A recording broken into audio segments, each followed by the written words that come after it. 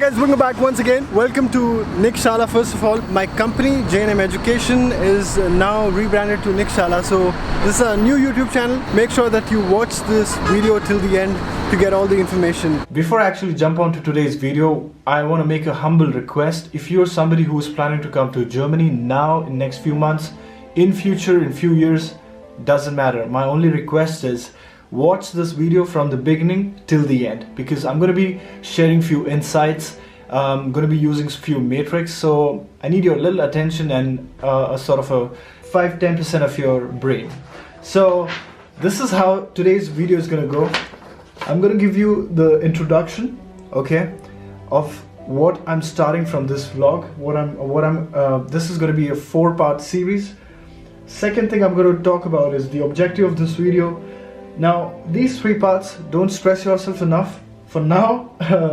So it's different category, graph, and then shopping at Edeka and Aldi. So to begin with introduction, I'm starting a new series called Standard of Living here in Germany for Students. Pretty straightforward, right? Now, as a part of introduction, what I did was, a lot of people wanted to know that what is the standard of living in Germany, how much do I spend on what, right? I made something clarify a lot of doubts. So the big chunk of your savings from monthly budget goes out for your accommodation. Straight 50%, okay? 25% goes out for food, 50% goes out for insurance, 5% you pay for internet, and then 5% miscellaneous, as in if you want to buy something from Primark, Galeria, if you want to buy perfume, if you want to buy toiletries for your household. So that's where you spend. It's not a usual occurrence every month. I remember a few months back I did a video called Q&A, my first Q&A video. In that I explained what is the variable cost, what is the fixed cost, right? Today we are mainly going to be focusing about how much do you spend on food, all right? So this is general topic in a macro level called introduction of this video. So I'm going to be making 4 separate video on all these standard of living. So as I explained to you, you spend a lot of money on accommodation, a lot of money on food, a lot of money on internet, and a lot of money on insurance. Now there are smart ways. If I would have known few years back, I would have spent wisely, okay? You have no reason to go through all that. I'm going to be giving you as much detail as possible, and we're going to dive really deep into all these things. This video I really wanted to do for the longest time, and yesterday somebody asked me that how much do I spend for accommodation and how can I get the accommodation. Now that video we're going to separately discuss that. Today we will only talk about what are the supermarkets here in Germany, how much and where do you go and spend, and we're going to do a cross analysis of price versus the quality of the product what I buy. Now I want to make a request. If you're somebody who's watching me from Germany, what you can do as a sort of a help for people who are not in Germany is write down your expenses and your experiences under the comment section, so that people who are outside Germany and planning to come here can read and learn from your experience also. So this is just my observation on everything what I'm going to be discussing in this whole series. Okay, so let's begin now. Alright, so second point what I want to talk about is what is the objective, what am I trying to achieve with this video? It's pretty straightforward. I want to give you quality information about the supermarkets here in Germany. What kind of products do they sell versus the price what you pay for those products. Alright, now before I even jump on to say, oh, this brand has a low quality product, or this brand has a high quality product versus the price what you pay there, let me tell you, anything here in Germany what you consume is regulated by government. Okay, there are certain regulations which every supermarket, every restaurant, anybody who's selling a food product which is consumable has been regulated with certain regulations here in this country. That's why the quality of life here in Germany is so high. Alright, so second point what I want to talk about is, if you are somebody who has never ever left your family and gone away, then you should start learning how to cook. Because if you want to save money, now a lot of people, if you ask them, they will just simply say, how much do I spend on food in a month? They will say 150 to 200. In your case, if you don't know how to cook, then what will you do? Are you going to starve yourself? Or are you going to go out every time when you feel hungry and go and have food from restaurants. Do you really think that your budget, which you heard from somebody, which is 150 to 200 euro, that's not going to be realistic anymore then? That's going to be like 300, 400 euro a month. Now the average price what you pay here for a dish, a good dish would be 5 to 8 euros or 10 euros. Being a student I'm talking, okay? Being a student in that way. Otherwise, if you have a high paying salary or your spending power is a bit more, then you can definitely, loosen yourself a bit and then spend a little more or go to better restaurants. But when you're a student, you have to really, really cut down all these things. So the best way, what I see, is go out to supermarkets, buy raw products. What your mom does to you, you have to do it by yourself here and when you come to Germany. I think it's just very straightforward, right? If you, even in India, we were staying away from my family. I was actually staying away from my family, and again, there was a tiffin service back in India. There are tiffin services, but here it's very hard to find. If you want to have a food which is as per your taste, you can only cook it. Nobody else can do that. This is what I'm trying to talk about, that the best way possible is to go out, buy food, come back home, cook it. You have a kitchen, you have all the resources available. Alright guys, so moving on to the third part of the video. I told you that don't stress yourself out at this particular part when I said different category. Since I don't have a cameraman right now, what I did is I've laid everything on the floor. I'm going to be explaining you what are the different categories of brands. So there are premium brands, there are discount brands, there are super discount brands, there are bio brands. So all these brands are going to be helpful when you actually walk into the stores, pick up a product, what you want, and you have a look at the price and you're like, okay, this product is quite worth. Have a look at this. So what I did is I have categorized them into 4 categories. So there are 3 premium brands. One is Edeka, Reve, Real. There's something called bio category, which is bio. So there's a huge big stores of bio company almost in every mall. Alnatura is actually becoming big now. They're also famous for their bio products. These are the 2 categories. In fact, you know what, it doesn't take much for you to, when you go to these premium brands, they're not that high. When I say they're premium brands, means when you buy a lot of food, that's going to be expensive if you buy from all these places. But if you buy a lot of food from all these brands like discounters and super discounters, it's not going to cost you much. Actually, you can do all your monthly grocery from either of these 2 supermarkets. Now, it's all my perspective. If you are used to certain kind of lifestyle, again, health is something which is, which you should take care of, and I totally get that. But when I say that they are super discounters, that doesn't mean they sell garbage. Absolutely not. It's just that if you're on a budget, then that's the best place for you to go. But if you have a little money, if your spending power is much higher, then definitely you should go and buy products from Edeka. Lidl, Kaufland, Netto, and then this is also Netto actually.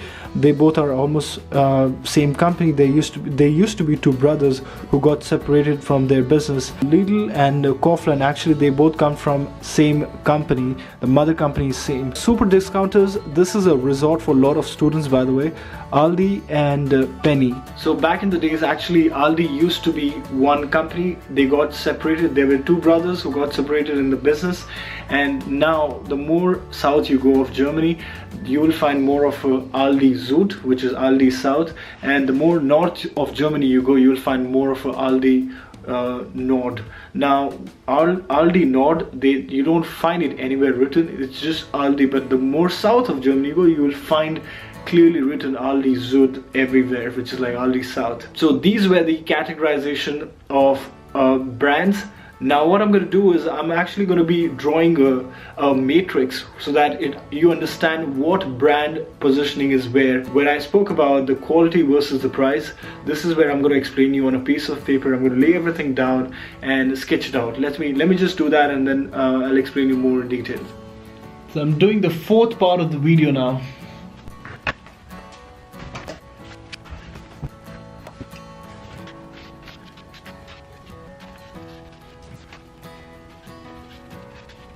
The reason being because here in Germany you can't do anything like this. Wait, it just messed up. Alright, so you can't actually sell a product at a high price and then get a low quality product because it's closely been monitored. As I told you guys, anything which is at a low quality with a low price then will go in this, high quality low price will go in this. So far I have only introduced you guys with the categorization of the product, but you don't know which bracket goes what, so I'm going to do that now. So the first bracket which we're going to take care of is high quality product with high price. So everything is messed up here right now. So Etika will go here. Etika is high quality product with they sell with high quality price. The other brand what I feel is Revel is the other brand which sells high quality with high price. Third brand I would say is Real. So these are the three brands in my view charges you a bit comparatively more than the others. So let's talk a bit more about a supermarket which sells high quality product with compared to very less price. So in my view, high quality product with low quality price, these are the brands actually. Oh, this Lidl. Just a quick revision. So we have covered high price with high quality product, which is right here, three brands. Second bracket is about high quality product with low price for that product. These are the four brands in my view. Third category is low quality product with low quality price. These are the two brands what I feel are low quality products with low quality price. Now a lot of people who have stayed here in Germany can debate that I guess Lidl and Aldi should be in one category because a lot of people say they are also discounters, but these are the super discounters I feel. Now these are the brands which are traditional supermarkets. Over the course of time when people saw that okay, we need to get healthier, we need to take care of our health, that's why companies like Bio and Alnatura took place, and of course they provide with high quality of product, and of course they charge also accordingly, so that's why they fall in this category. So that's all for the categorization of the brands when it comes to supermarkets here in Germany. Alright guys, for the fifth part I'm actually going out to Mall of Berlin, and in Mall of Berlin there is a possibility where I can show you Edeka and Aldi, expensive one, cheap one at the same time, and I'll be picking up a few items so that you understand the price difference. We're going to come back here, I'm going to lay down everything on a sheet and write down a few things so that you understand it logistically, it installs in your head. That's what. Let's go out. Alright guys, so I'm outside right now at Friedrichstraße S-Bahn. I'm going to Potsdamer Platz where we all were yesterday. By the way, this is what Edeka is. This Edeka is at Friedrichstraße station, but I don't want to go here. You can already see that it's so crowded, and probably I may find some good amount of space when I go to Mall of Berlin. This is the camera. Put us in the picture. Yeah! This is for my vlog. So I have an empty bottle with me right now. I'm gonna tell you why am I carrying this empty bottle, because I want to show you there's something called fund. So if you see this bottle, there's something called fund, what I just told you. You see the sign here? This is what I was talking about. So what usually people do is, especially on weekends when they drink something, any bottle which has this sign what I just showed you, they leave it on the street for people who are homeless, so that when they go and return this in the machine which I'm going to show you, every supermarket has it on the entrance. So once you return this bottle, they actually give you 25 cents and you can go and buy food for that. So yeah. So this is the machine I was talking about. You put in, it goes inside, and then I say done. I'm gonna get my receipt right here. You see how I got it? So this is for 25 cents, as I told you guys. There is a card system, but I think this is more convenient for me. What I'm gonna do is now I'm gonna pick up 5 to 6 items which are basic, like rice, milk, salt, oil, one piece of vegetable, one piece of fruit, and then we'll compare with Aldi. And of course the comparison is going to be more based on price versus the quality of product. The reason Edeka is so big is because they have a separate section of cheese where the employees actually cut cheese. Other than that, they also have more of a meat section where they cut meat also. That's not a case with other supermarkets, which is like 78. This is the meat section I was talking about, so they have a separate counters for this here. So the billing, you have to do it here, not at the main counter. Oh my god, actually I thought to buy rice from here and then buy rice from Aldi and then compare the prices. Himalaya basmati rice 1 kg 4.9 and almost 5 euros. I'm not buying that, seriously. That's so expensive. But what I want you guys to do is remember this price when I go to Aldi, so that it's easy for us to compare. I want to pick up one apple. So the regular price of mushroom is like 1.79 here, and the bio ones is 1.99. Let's go with this. So I just bought my stuff from the counter right here. This bag actually I had to pay 15 cents for that. I have all my stuff inside. This is what Aldi is. It doesn't say Aldi Nord, but if you go to Munich side, it'll say Aldi Süd, which is like Aldi South. This is a typical setup of Aldi. The reason I'm here to show you is because have a look at this. So you have to, if you want to use it, you have to insert a coin here, which is in this case €1.50 or €2. So you insert it here, this pin comes out from here, and then you can take it around. So the moment you give back the trolley, you'll get your coin back. But yeah, I just wonder sometimes, is that the worth of that trolley? Like that metal trolley is worth 50 cents? But anyway, you can't even take outside of this mall though. This is what I want to show you. So this is 2 kgs of chicken, which is just 3.89 euros. Man, oh god, look at the price. Basmati rice 1.79. Hell yeah, I'm taking this. No, Aldi is not selling any spare apple. You know, they sell in this, which is like 1.95.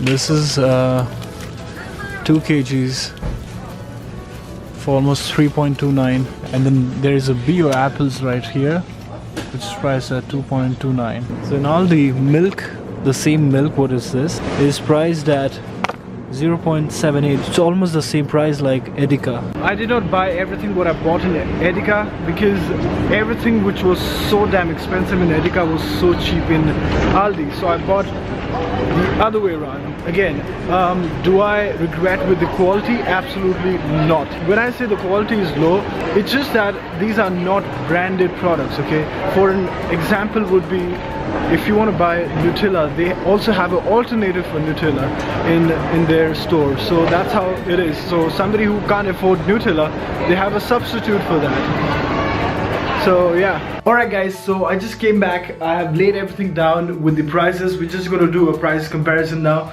But if you want to do a price comparison between all the other supermarkets also, what I'm going to do is, there is a website here in Germany, okay? I'm going to link it in the description.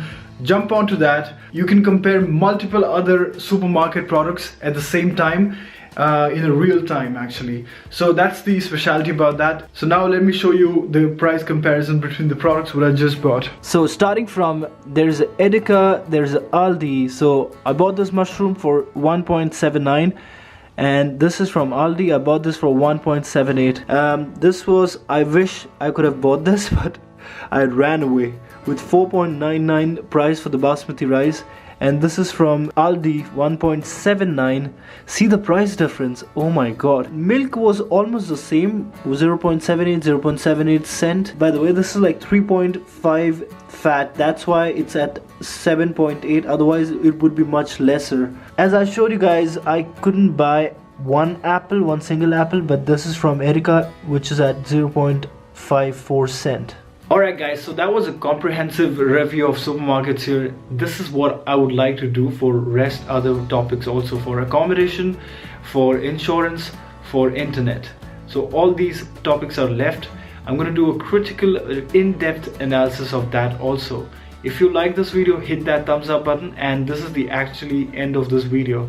Alright, I'll see you guys next time. Peace out.